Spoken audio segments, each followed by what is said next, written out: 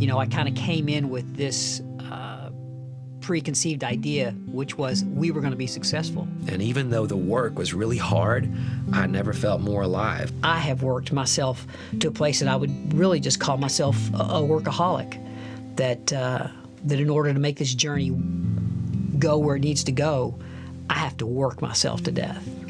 I never thought in that historical, biblical, and traditional background that I would ever find myself on this trail being off route. But that's what happened to me. I just began to struggle with that, and I just was lost. I began to feel basically inadequate. So from 2008 to 2010, 2011, we literally graduated hundreds of kids who had been like family to us. And it was like the backbone of our ministry was just ripped out of the body, because I was beginning to realize I really needed those young, energetic, willing kids. And really, I needed the fact that they needed me so badly. And no matter how much good we were doing for people, I found out that those heartstrings just couldn't hold us together. I don't have enough toes and fingers. I don't have enough hairs on my head to count how many people have left life. Because everything that was teetering on the edge just fell apart. All those families left the church, and some left over me directly, which had just never happened to me. And I'm still not even sure what I did to a lot of them. And then church, man, we were struggling. The finances were tanking. And when I took on this new leadership role, I wanted to do it right. And I wanted it to be spiritually right and biblically right. And even though I didn't really know what it was at the time, I could tell that there was something that was missing. And I was writing like crazy and working in ministry like crazy and speaking like crazy. I loved God with all of my heart, and I was seeking Him every day. But for a lot of those days, I was a shell of a man in ministry, because all I had left were my works. And most of the time, they just didn't work. I despised the church. I didn't even want to come. I felt less like a pastor and more like a hired hand. I wanted to go somewhere. I just needed to get back en route.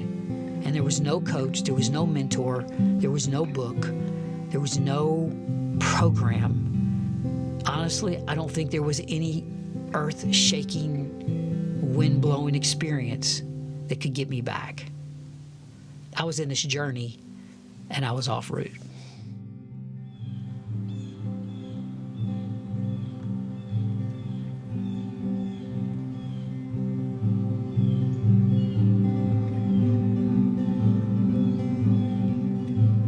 Trekking leads me to the summit. The adventure filled with unexpected obstacles, storms, wind, snow, bears, and being off route. Pushing to my destination is often strenuous, but I must keep ascending. Summits are never reached without the ascent. In the midst of my being off route and roaming around in a place that probably wasn't the best in my mind, but yet still continuing to pursue and work and move forward and do the things that we need to do to be a church, I knew there had to be a way to ascend out of this. There had to be a way, there had to be something, there had to be there had to be an it, if you want to call it that. But about 2.5 years ago, I found myself in Jackson, Tennessee. I had gone down there for, again, a retreat, a chance to get away. And ironically, the whole entire staff was supposed to go with me, and they didn't. It just ended up being me. And so I took a day trek, and I drove down there, and I went to the seminar that morning, and man, the speaker was just on point, speaking things that I was just identifying with. And so there was a break in the afternoon for about 3 or 4 hours, and I found myself at Union University sitting in the student lounge. And so here's this, 50-year-old guy and all these other, college-age students roaming around in the student lounge. So there I was, and, without a whole lot of detail, something happened at that moment. I had an encounter. And it wasn't a normal encounter. It was an encounter of a supernatural kind. And for whatever it's worth, I believe that day the Lord sent an angel in my path to simply tell me this, that He had plans for me, and that He still loved me, and that I still had value. And man, to that point in my life, I really didn't think I had it. I was beginning to question it. I'd had it at one time in my life, but at that moment, man, I needed to hear him say that. And he did it supernaturally through an angel. And we can talk about that conversation later, but I know what happened that day. And man, something began to change in me. Kind of had some new ideas of kind of how to direct the church. I came back and told John and John, hey, let's share our talents together. Let's move forward together. And because I was reinvigorated because I had value, but nothing really seemed to change. Just there was a start of the cracking that was happening in my life.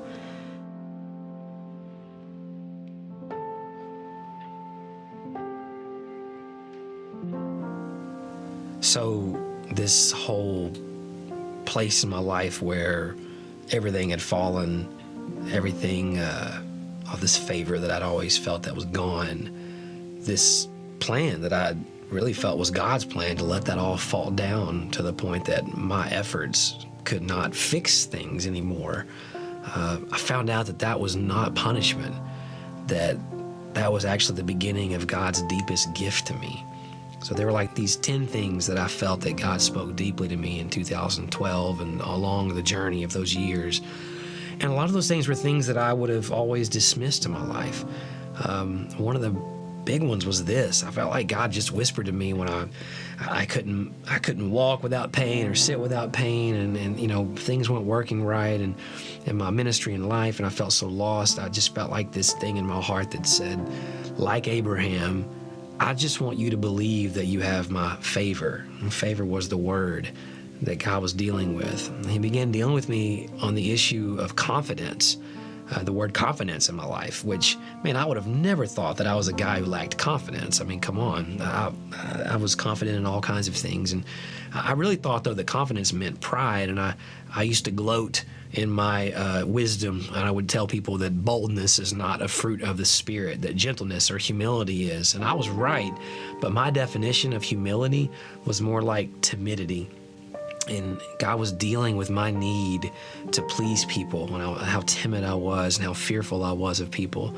And I really thought I'd stumped God, because I asked him one day, listen, you're dealing with me about all these issues, but how do you expect me to lay down my life for these people and be this shepherd and give everything I have to serve them for you and then not care what they think about me? And I really felt like that God trumped me right back. And he said, in my heart, he said, you may serve many people, but that does not make them your master. And so in the middle of all these physical and ministerial failures and ailments, God began building my confidence in other things that were not based off of just what I could do, but really just based off of his favor or his grace, his fondness of me. I'd always believed that God loved me, but now he wanted me to believe that he actually liked me too, that he was fond of me. And that's when this idea of a grace-based confidence in who I was in Christ, things I knew theologically, things that I understood on paper that I could preach really well even, but that were just not realities when I had to stop and look at who I really was. Those fruits weren't being grown in me, and I was fearful and insecure, and if I was confident, it was always in the wrong thing.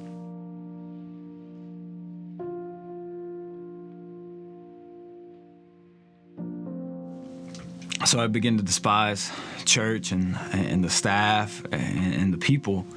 And the craziest thing is that the job opportunities were being offered to me left and right. Other churches, Christian organizations, schools. It just seemed like the answer would have been to leave, but there was just something about it I didn't want to. And then in the summer of 2015, I was offered a student pastoring job at a mega church in one of our surrounding cities.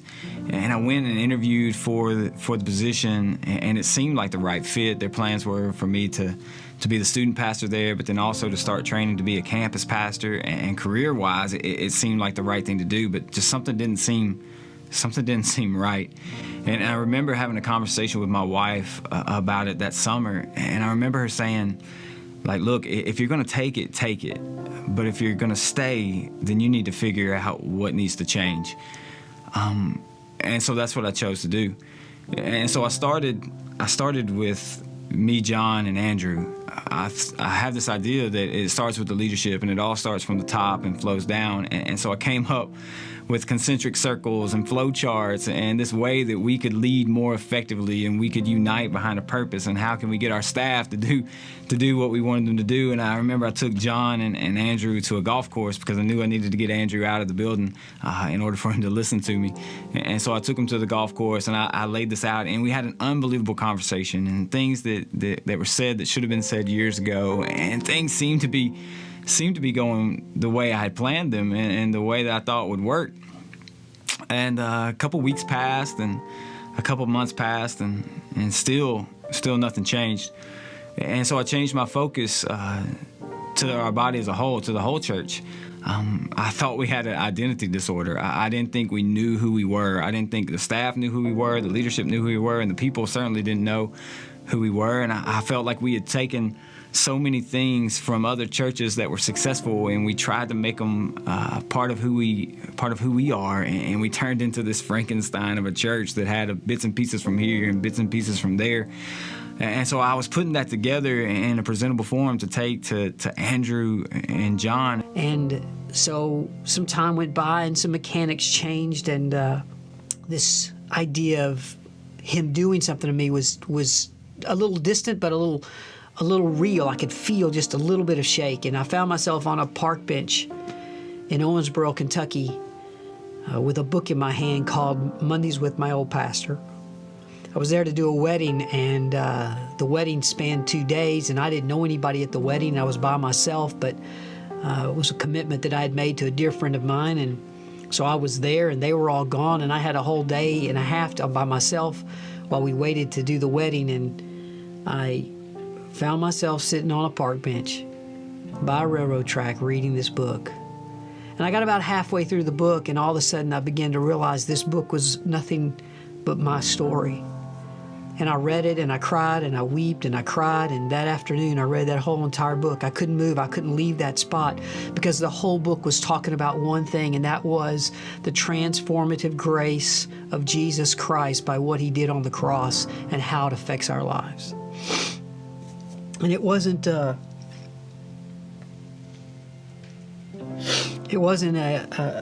moment that I think I got up and went and started doing something. It was something that I began to realize, and I began to repent, and I began to see that I had not been doing everything that God had wanted me to do in my life as far as leading the church and really being this man or this pastor that I wanted to be. And so in the midst of all that chaos that was happening at church, in the midst of the frustration of people leaving the church and the staff, me not feeling like we weren't committed to the cause, there were these droplets of grace that kept falling into place. And they began to give me life. Even though I couldn't physically see the signs happening around me, they were giving me life. And, in the midst of all that, as time began to go through these 2.5 years, the Whole Life Market came to be. And it was another one of those moments where God spoke to me so clearly one night, and that I let myself be led by the Spirit of the Lord, and to go ask a lady for the cabin that she had been trying to sell for $50,000, and she gave it to us. At that moment, in the dusk of that evening, I could still hear the Spirit of the Lord speak in my life. These things that I had let the off fruit take away from me, I was able to begin to reconnect to them. And these droplets of grace began to just hit me, and they began to come a little more often. And then, man, my son gets married, and man, the first one to get married, and what a transforming moment. The beauty of that moment and how it just kind of was escalating my life and moving me towards something, but I couldn't put the pieces of the puzzle together. And at the beginning of 2016, my wife and I encountered a life circumstance that the only entire way to get through it over those next few months was by the true love and grace of Christ in our life, to not only forgive us, but let us be able to forgive And having to walk through that, when that happens to you, you don't have to know the theology behind it. You just have to know the reality of it. And so the Lord was just moving me, ever inching me more closer. And my egg began to get a little bit bigger in its crack. And I couldn't, it's like I couldn't manipulate the life machine, the church machine to excel. People are still leaving and they're telling me why they're leaving, and it makes no sense because it's so frivolous, because we don't have a certain program, or because we did something. And I'm caught up in the chaos of that off-rootness, but in the middle of it, there's this draw to bring me up to the ascent. There's this draw to bring me to the top. I was growing in this new confidence of God's favor. I was still in hard times, but it just wasn't changing the whole picture for everyone else. During that time, though, things as a writer began to change. I signed with one of this incredible literary agent in the Christian industry, and I began co-authoring and collaborating on a bunch of different projects, some of them high profile.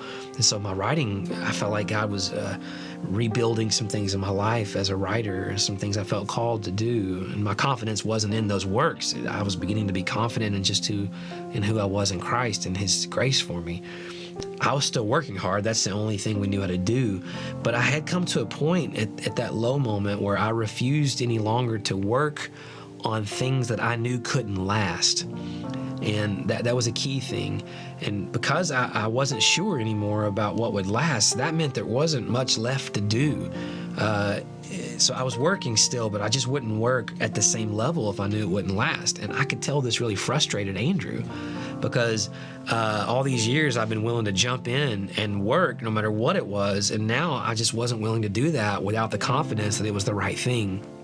And the truth was that none of us around here were confident in what the right thing was. We kept looking for new ways and the right ways to do ministry that would help us grow and be healthy and be vibrant. We of course had all the kingdom goals in mind, and we just weren't sure of the right ways and hows to get there. And so I was becoming pretty confident that God was doing some new non-performance based things inside of me, but I really had no idea. I couldn't see a connection to what that meant for our church. And so I was still writing, and Andrew had always challenged me to do that, but literally Andrew and I, who were the best of friends, were not communicating about what I was doing as a writer because of this breakdown and frustration, because we just weren't on the same page. And so even though I was growing in my confidence in God, I had a lot of insecurities still just growing and abounding in these other areas of my ministerial life, even in ways I didn't know. And then around that time, Andrew had this incredible idea that he had heard from God that he would ask John Kerry and I to take on more of an active leadership role as the three of us together, and even what that meant for Sunday mornings as I transitioned out of youth and into young adults, and then young adults into my new role as the teaching pastor. And you know what? I think even though I was growing, there was still so much in me, and there still is now, to change. I think that I thought finally that my gifts would help fix our church's problems. That if I could help deliver messages, and I began crafting the series and those things, that would help a lot. And it turns out that they did not. We were doing really great things. In fact, we were doing better things and better works as a church we'd ever done before, but we just weren't seeing the desired results in the lives of people. And it was very frustrating. 1st of 2016, I had an encounter one Sunday morning with a man in between service. He's an unbelievable man who I trust and who I love. And he came up to me after I preached one Sunday morning, and he said, "I need to tell you something." And I was really expecting him to tell me how great it was and how moved he was. But he told me the exact opposite.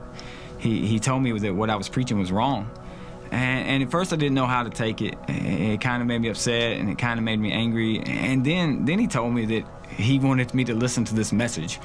And he gave me a message that supposedly changed his life, and he wanted me to hear it. And to be honest with you, I didn't want anything to do with it. I felt the guy was wrong. I felt that this wasn't for me. But because I loved him so much, I went ahead and listened to this message that was given by this pastor, and it was on the gospel of grace. And it was the second time I'd ever heard the gospel presented like that. And the first time The first time would have been in 2008 when I was with Mr. Kidd on his back porch. And all of a sudden things started to make sense for me.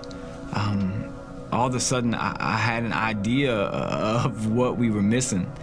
I remember then it was my dad. My dad started hounding me about listening to a certain teaching on a topic that I honestly, I felt like I already knew more about this topic theologically than most anyone else around me. And he stayed on me, and I got mad at him, and we argued about it, and finally I just relented, and I listened to some of this teaching on grace. And man, it was scripturally sound. It was really extreme and pure, and it challenged a lot of things inside of me and how I thought about God and how I thought about works and where my confidence was, and began to kind of just flow into what God had been doing in me ever since 2012 began. And it all began to connect, like that favor that I had to have with people that was now gone, that God was restoring between just me and Him, that wasn't based off of my performance. That favor was just the same thing. It was this grace that was in action. And when I looked back, I started looking at our history and all these years in ministry, almost 2 decades. When I look back, I began to see that grace was there the whole time. Like all of those moments, in fact, anything that worked or anything that lasted was grounded in grace. And all the things that we had worked that were good, but if they weren't grounded in grace, then they didn't last. And at the same time, my best friend John Kerry is experiencing all this same stuff, and man, we were just exploding here in this grace idea, and I began to lose this condemnation. I really thought, if I looked back at ministry and I admitted to myself some of the things that we didn't do right, some of the ways that we were so based off of works, and I spent all these years helping people do things better, to be better people, to do good things, and even though grace was there, it wasn't in the forefront. And I began to experience an evaluation of those things, and instead of it crushing me, I was experiencing God's grace even in the way that I was thinking about it. And it became more than just grace for salvation or grace for forgiveness or grace in relationships when you feel like you just can't go on, so you just keep giving them grace.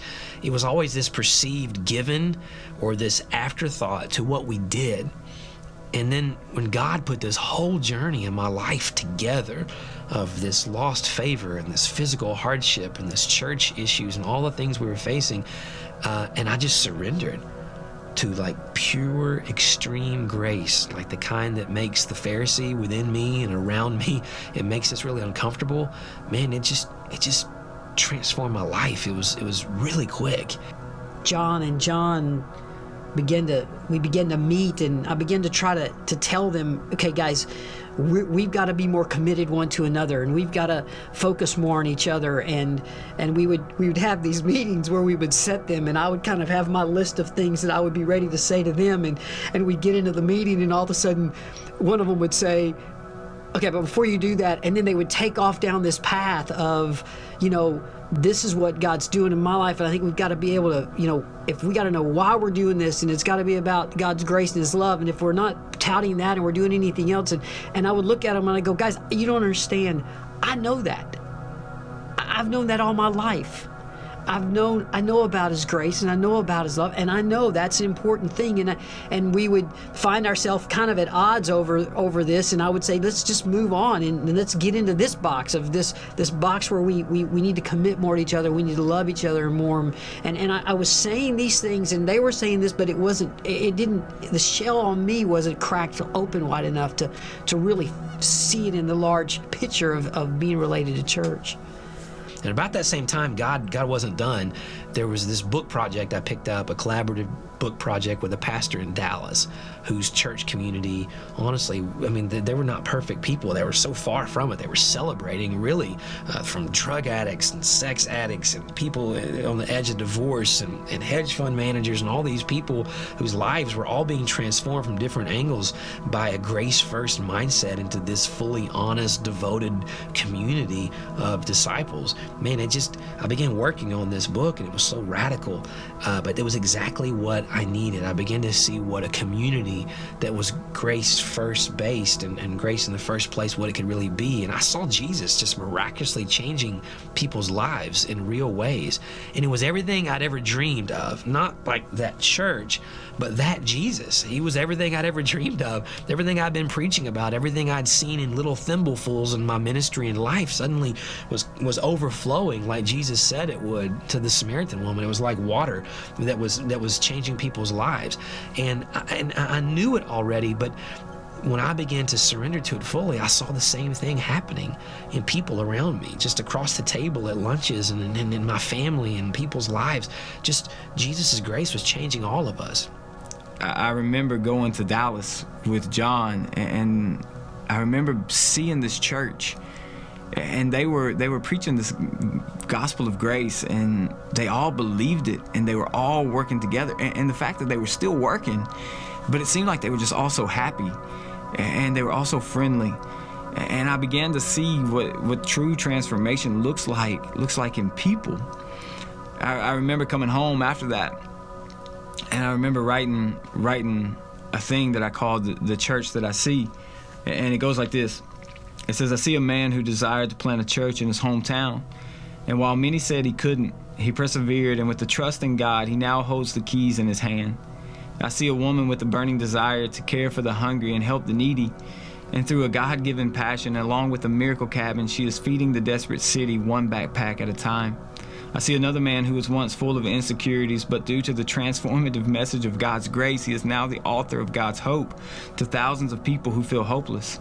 I see a former homeless carny who God found behind the dumpster, and now through his gifts, he lays the spiritual foundation for the next generation. I see the son of a pastor who's charting his own course free from religious baggage and is now an expression of God's voice to a stagnant world. I see an introverted young man who through his love for Christ will help the lost see God through a different lens. I see a former drug addict whom everyone had given up on, including himself, but through the power of God, he was set free and now will be the force that brings the suffering out of bondage. I see a woman who was beaten and betrayed, but now stands restored by the love of our Father, and she will unite people behind the gospel that will transform. I see the family reunited after a parent discovers the love of Jesus and completes parole. I see the divorced person feeling accepted and loved just as she is. I see the secret addict finding the courage to share his struggles within a community of encouraging believers. I see the lonely widow comforted, the orphan parented, the estranged reconciled, the lost found. I see God raising the poor from the dust and lifting the needy and seating them at the level of princes, healing the broken and calling sinners to righteousness. This is the church I see, but I wasn't sure that anybody else was seeing it. At church, Andrew, I would begin to share some of these things, and he was never resistant to it because, of course, we all know about grace already, and so that was my biggest issue, was I already knew about this. But Andrew certainly didn't seem to be seeing things from the same exact angle that John and I were seeing them. And so I began to put together this book, this 34-page book that had a mission of what should unite the body of Christ, not what should separate us from everything else, but what should make us all the same. And so in May, I presented it to him and Andrew. I had numerous meetings with John and Andrew where they wanted to talk about certain things that we needed to do, but I just couldn't shake the idea that we were missing something. And for the first time, I really felt like I knew what it was. And so I put this book together, and I sat them down in May. And the crazy thing is that they agreed with it. I was hearing it, and I wasn't angry about it because it was all right. It was all correct, but what I was angry about or frustrated about, or couldn't get my hand around was like, I know this. I know this to be true. And I said, look, give me some time to kind of digest it, and I'll figure out how it fits the church and how we can move this forward. And so with that book in my hand, my wife and I went and got in the car, and we took a 2-week trek where we went up northeast and saw multiple people along the way, and spent some time in Maine and Canada and Quebec together, and roamed the great National Park, Acadia National Park, and walked and hiked, and the whole time we were there, God began to just reveal things to us that I wish I had a way to tell you what happened to my wife and I on that 2-week trip. But you know, sometimes all you can do is look at somebody and say, God did something in me that I can't explain. And that's what happened to us. And we came home, and when we got home, there were a series of events that occurred in our life. I was in the midst of my beloved cousin, Joey Beretta, was nearing the end of his life. Walking him through those last few days and being there for them and watching truly the grace of God usher someone into the halls of heaven in the fashion that I saw it happen was something I hadn't anticipated. And right before he passed, I hopped on a plane and went to Cuba and had the chance to speak for 2 days while I was in Cuba. And the revelation of what the message that was coming out of my mouth was like something that I had never fully understood, but it was so transformative. And I came home 2 days. I came home after 2 days because Joey had passed away and I had to fly home early. And then we walked out the passing and the funeral of this incredible follower of the Lord. And in the midst of all of that chaos, I'd totally forgotten about this John book, this John journey, this thing that was happening in the church world. And they were all with me and supporting us. And then summer hit, and things got crazy. I was gone the majority of the summer. Pastor Andrew had some things happen in life that were unforeseen and tragic. And all of a sudden, 2 months had gone by, and we hadn't talked about it. And at the end of that meeting in May, I told them that I wasn't going to do church like we were doing it anymore, and that if we hadn't moved in this direction, that in July I was probably going to end up trying to look for somewhere else to work. And then one day, you know, John had told us that he was going to take another job if some things didn't change. It wasn't an ultimatum, it was just a communication. And a few months passed, and then I remember he called me on a Monday night and told me he had interviewed. He told me on a Monday afternoon he'd interviewed for a job at a middle school, and that he had accepted it. And so here I was in the middle of this grace revolution and this major change. And man, it was a low point. Even though I was moving in the right direction, this was tough. I mean, it just felt like all my best friends, that's my job, is to sit around and watch them move on. But when that was all said and done, and Cuba was behind us, and we kind of recovered from that, and we'd recovered from Joey's passing, and we were sitting in the office, it was looking up one day and seeing John in a pair of khakis and a shirt, and I knew something wasn't right.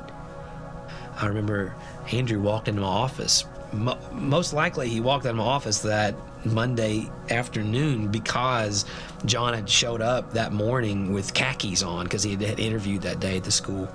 I was offered a job at a local middle school, and so one Monday morning I dusted off my khaki pants and I dug out my collared shirt, and I went and interviewed for this job at this middle school. And that day they offered it to me, and I accepted it. I took the job. I showed up that day to staff meeting and just kind of sat there numb to what was going on. And at the end, I told Andrew and John that I needed to meet with them. So I told him that afternoon, I said, hey, we need to meet. And he said, yeah, we need to meet. And I was planning on meeting with them to tell them my review of the book, because I had looked at it and reviewed it, and here's how we were going to implement it. I went into John's office that afternoon, and the meeting was set for the next morning. I looked at John, I said, we're losing Carrie, aren't we? He goes, yeah. And I said, man, it really just ticks me off. I said, because I feel like we're moving in the right direction. I don't remember us arguing per se, but we had some very honest and heated, forthright conversations. There was this frustration point between us where I was frustrated that we were losing, one of our best guys, and he was frustrated over the same thing, and I was frustrated that I was saying all this language about, man, we're trying to move this direction, and he was like, I understand what you're talking about. Like, it was insulting. I think it's insulting to all of us to act like that we had some different understanding on a topic that, this guy's been walking in this a lot longer than I have, and he understands this. And somewhere in the middle of that conversation, and it certainly wasn't from anything I did, I just remember suddenly Jesus communicated grace to Andrew in a new way. And sitting there that day, we talked about the love of God and the grace of God and who He is and what He is. And I said it over and over again. I said, John, are you sure? I get this. I understand it. And John did something that, if you know John, this is a pretty big deal. He got up and he walked to his shelf and he pulled off this stack of books. And they were all handwritten journal notes, and they were about this wide. There was four leaf loose binders, and he held them in front of me and he said, you see all of this? This is years of work, and I happen to know what he's put into those books. And I said to him, John, I said, do you really think this message of God's grace is it? And he said, all of this is nothing but works. And I don't know if it was where I was in life.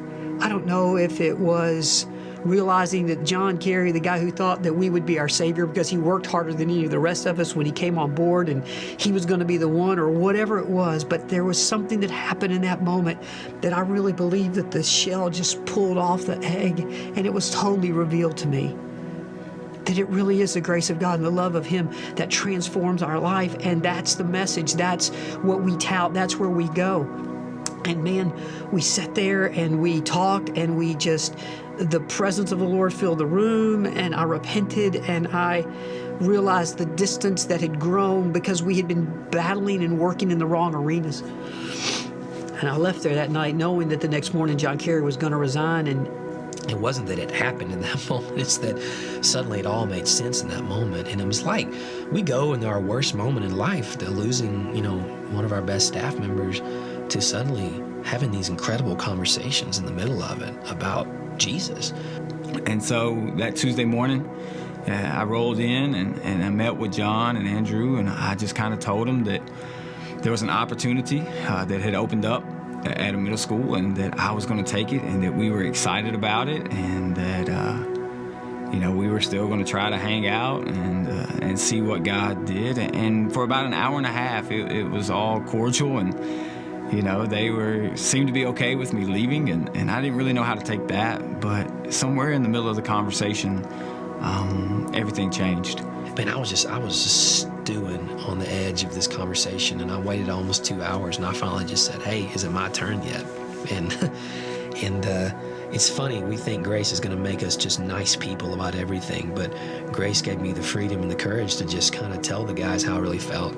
And I basically said, look, John, if you want to go, buddy, I'll get your back and support you in all things, but you haven't told us this is what God wants you to do. You haven't pulled the God card.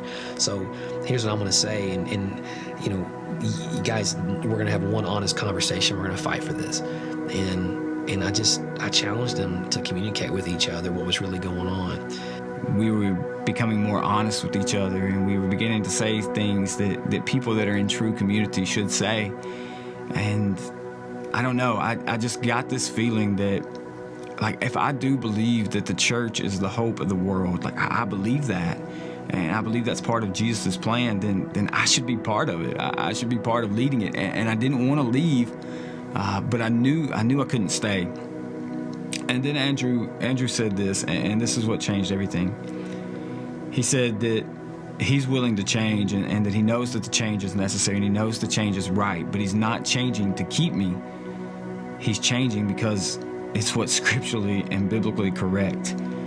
And from the conversation the night before into that moment, it was like once again something changed. And I watched my leader, I watched my pastor look at a guy who was leaving, and I watched him say, you know what, that John's right, and that I have to change. And I see it now. Like, Jesus, I see what y'all been talking about. And it wasn't like this was all his fault. He didn't mean like I'm going to own all this. It was I see the liberty that Jesus is inviting us to as not just pastoral staff, but as believers. I see this liberty. And I watched, like, as I'm watching these two people I'm closest to in life besides my wife, and I'm watching them both become just lighter. And I watch Andrew in this dark moment become just light, and this condemnation's leaving him, and he just looks at John and he just gets bold and starts telling him stuff. like, hey man, whether you stay or go, I just want you to know that I know where we're going to go as a church, and Jesus, I know where he's leading us. And man, it was beautiful. And I watched John get really uncomfortable because I know he didn't know what he's going to do. And at that moment, I just got really uneasy, and I knew I couldn't leave, but I'd already accepted this other job, and I'm not big on burning bridges, and so I really didn't know what to do, and so I just squirmed around in my seat, waiting for the right time to leave. And finally, the meeting ended, and I went my own way, and I went home, and I told Kristen what had happened, and probably the hardest job in the world is being a pastor's wife, and especially the wife of a pastor who's not happy, because she had heard all the moments of excitement followed by the moments of letdown, and there was just something different about this, and I didn't know how to explain it, and the only thing I knew to do was to bring her back and to let her hear it out of Andrew's mouth. And so we packed back up, and we came back to church, and we sat down this time as a family and listened to the heart of our pastor, and it became evident that this is the place I needed to be. And so I went back to the middle school. I walked in to the front office, and I didn't expect the principal to be there, and so I walked in, and he was behind the front desk, and he looked at me and he said, "Uh-oh." He said, "Have you been talking to God, or has God been talking to you?" And I said a little bit of both, and we met, and he was nothing short of amazing, and he fully understood. And that was the day that everything changed.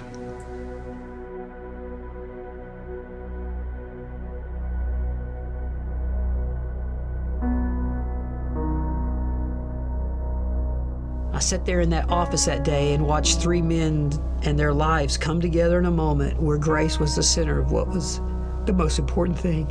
It wasn't about John taking a new job. It wasn't about John Driver saying, "I told you so." And it wasn't about me saying, "Okay, I'm going to be the nice guy and let you go." It was about three men being honest in the grace and the center of who Christ was, to recognize that we all want the same thing. We all have the same goal in life, and we're all on the same page, but we hadn't been. And we watched the grace of God restore our relationship, but in a miraculous, instantaneous moment.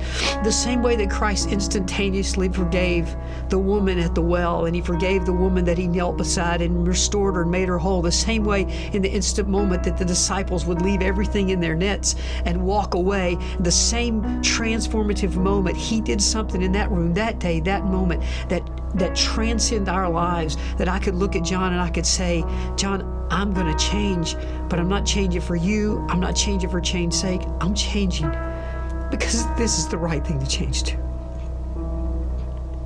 This isn't a program. This isn't a book. This isn't somebody's theology. This isn't some TV preacher. This is scriptural change. The journey of grace up that mountain was something that only Jesus could do. There's no like, oh, we came to this conclusion through this book or this video or this. I mean, there's so many different things that God sent our way over the course of years, and especially those few weeks and days, that were just like a story from the Bible.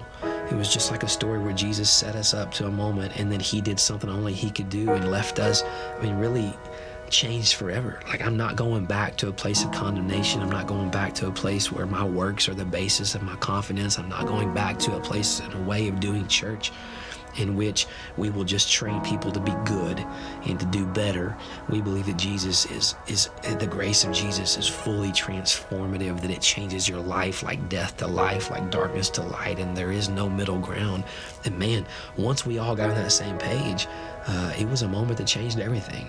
And it truly was a moment when the fog cleared and we found ourselves all in a different place on a mountain that we didn't even know how we got there, because Jesus was orchestrating our steps the whole way. And we found friendship and joy and delight in dark moments that we thought would destroy us. And instead, we were standing and looking out over a horizon that was a brand new day. And our excitement from that moment forward, it's hard to really describe. But Jesus' grace led us to new places, and it changed everything. Here's what I knew. I knew that what had happened to me over the last 2.5 years had erupted like a volcano that day in the power of the Lord and in the grace that I've never felt before. And so at 53, I'm willing not to change because it's going to grow my church. I don't know if it'll grow the church. I know it'll change lives. And that's what this is about. This is where I finally reached the moment of ascent, and I had left being lost all fruit and found a place where his revelation was revealed to me, and I now know that that's the place that I want to walk. I don't want to walk anywhere else. So I decided that day, this is where I'm going.